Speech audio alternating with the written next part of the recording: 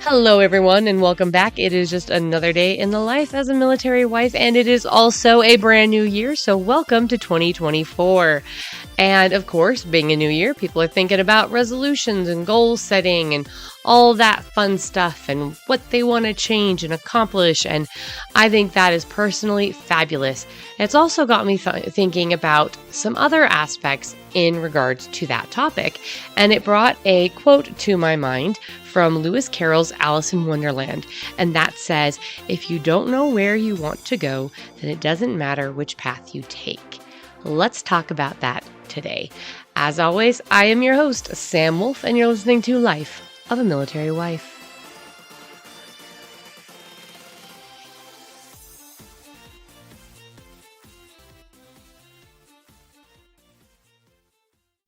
Okay, so let's dig into this. First things first, sorry, it's a little late. Again, family stuff and holidays come first, so this episode is a little bit behind schedule, but don't worry, I'm here. I got it out. It's all good. So with that, I think you can kind of maybe surmise the direction I'm going with today's episode.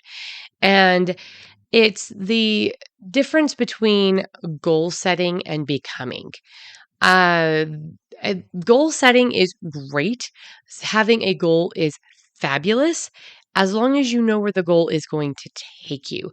Because oftentimes we don't have a clear end in mind, and that can be disadvantageous. It causes problems. So before we set a goal, you need to know where you want to go.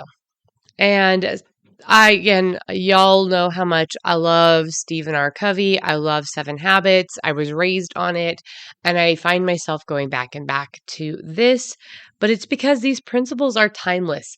There's a reason why they work. And it's been a hot minute since this was all published.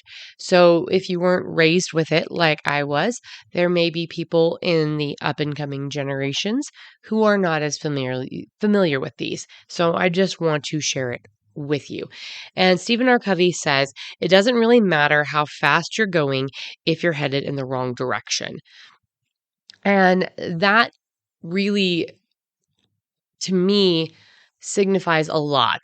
I think everybody in their life at some point was asked by someone, in my case, 1,000,000 times, what do you want to be when you grow up? What do you want to be? And as a kid, I always thought of, teacher, astronaut, actress, those labels, those things. And then I got a little bit older and I thought, oh, I want to be a mom. I want to, more like relationship sort of definitions instead of occupational definitions.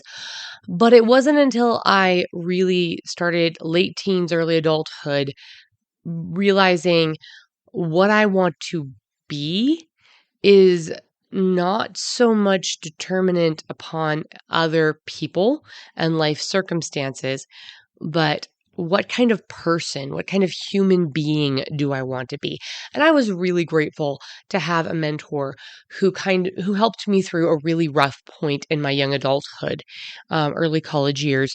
I went through some upheaval in my life where I had a plan. I thought I had a plan. I thought I knew where my life was going and everything was going fabulous, and it just got massively derailed because I had hung my hopes and dreams on other people, another person to be precise. And I was let down. It didn't happen. It didn't come to fruition. And that was a huge wake-up call for me to realize that who I want to be in life needs to be in my control. If I am always putting who I want to be and my happiness on other things, so for example, I'll be happy when I have X job. I'll be happy when I have X type of house. I'll be happy when I'm married and have kids. I'll be happy when I can travel as much as I want. those things may or may not ever be in your sphere of influence. You may or may not, due to things outside of your control, be able to accomplish those things. And I'm not saying those things are not worth accomplishing. But again, with the whole first things first, what can you really change? Who do you really want to be as a person? Because when you know who you want to become as a human being, that helps you focus in on skills and goals that will help you become a person who can do those things. So I think sometimes we put the horse before the cart. We look at all of these things we want to accomplish or accumulate or get, and we forget that we have to become a person who can do those things. And that was one thing I learned, was that if I wanted to be a good wife and mother, I needed to become a person who could handle those things emotionally, who had skills and self-confidence, but more important, principles and values that would help me be successful in those roles. And again, Stephen R. Covey talks about some of this stuff, but I'm going to kind of rephrase things into my ness, my understanding, my life experience, as well as taking these tried and true principles, but just reframing them. So becoming means that you need to have an end in mind. We need to start thinking about what we really value. Is it contingent upon things that, again, we can't control?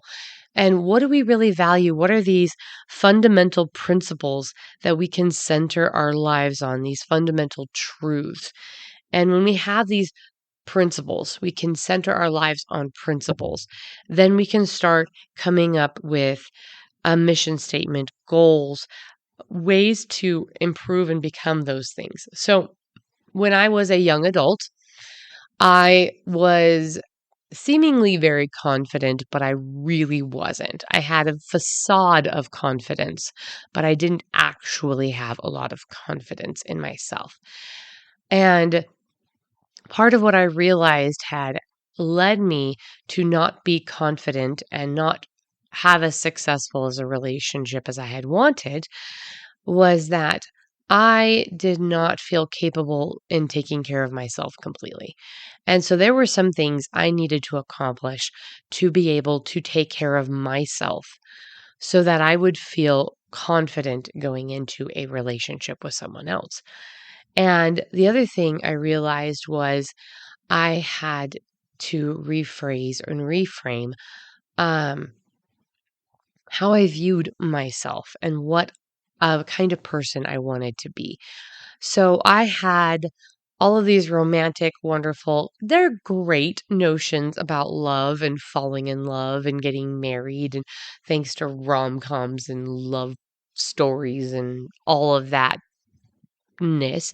And there's nothing wrong with any of that. But it went back to, I remember the song that is from the Disney Cinderella with Brandy, and the stepmom sings a song about falling in love with love is falling for make believe, and falling in love with love is playing a fool. And I may have quoted this all at you guys before, but I realized I had fallen in love with the idea of being in love. I had not actually fallen in love with that individual that I had been in this relationship with. And that I really didn't know what kind of a relationship I wanted, what kind of a marriage I wanted. So I realized I had to learn more about relationships.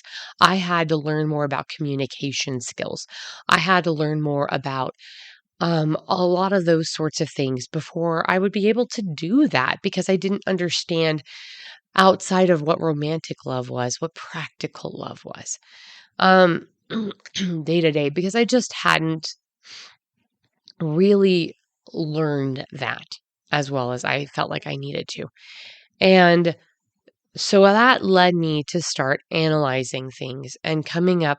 my mom had always talked about personal mission statements. And if you're familiar with a lot of different self-help stuff, but especially Stephen R. Covey, he talks about mission statements, having these goals or principles to guide your life. And every time I sat down to write a mission statement for who I wanted to be or what I wanted to, whatever, I just drew an absolute blank. And it was as I started to live with this self-reflection, this realization that I was not who I wanted to be, but I was not clear on who I wanted to be. I just knew I had certain principles and values, but I didn't know how to articulate them into actual statements, mission statements that could then help me to set goals to become that and achieve that.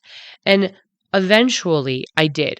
Principle by principle, I have started to put together a mission statement, a personal mission statement. And for me, one of the first principles that ever occurred to me for a mission statement was that I wanted to be a window to the Savior's love for others. I wanted to reflect or present or show Christ-like love to those around me, regardless of who they were. And that's not always easy. But I wanted to, because there were times, and there still have been times in my life where I have felt alone and unloved. I wanted to help others to feel loved and that they were not alone. And so that became a core principle for me, that I would help those who felt alone and unloved to recognize the love they have and the sources of those love in their life. So that became one of my fundamental truths that have become a foundation for me as a person. And I've continued on with this process, and I have other ones. Like one of my other fundamental ones is that I defend those who cannot defend themselves. I feel very strongly about protecting individuals or like children, animals, living beings that are helpless. And so that is a fundamental truth in my life and for me as a person. The other one became friendship, because I realized I wanted to be friends. I wanted to have a true, solid friendship with whomever I ended up married to. And music is huge with me. Y'all know that. And there are songs, like I said, that have informed my process of understanding who I want to become. And there's a song, it's about Be That Friend. And it's your friends know what's right and your friends know what's wrong, and your friends don't know that sometimes it's hard to choose. But the friend who leads with love and doesn't push and doesn't shove is the kind of friend you never want to lose. And that friend helps you see where your choices may lead. And I'm like, that's the kind of the friend I want to be, the one who you can count on, who leads with love. There's a person, and I'm blanking, some speaker I heard when I was a kid, probably at a church thing, said that a true friend is someone who makes living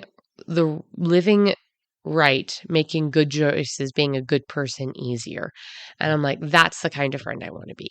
And I had to work on that because we're not perfect at that. No one's perfect at anything right away. So I was like, okay, I want to be a friend that leads with love. I want to be a friend who encourages people to be their best self, to do what is good, and sees the good person they can become, even if they're not there yet. Because I knew that if I could work towards becoming that kind of person, then I would attract that kind of person. And if that was the fundamental goal we had in a marriage, then that would help us to have a healthier and happier marriage.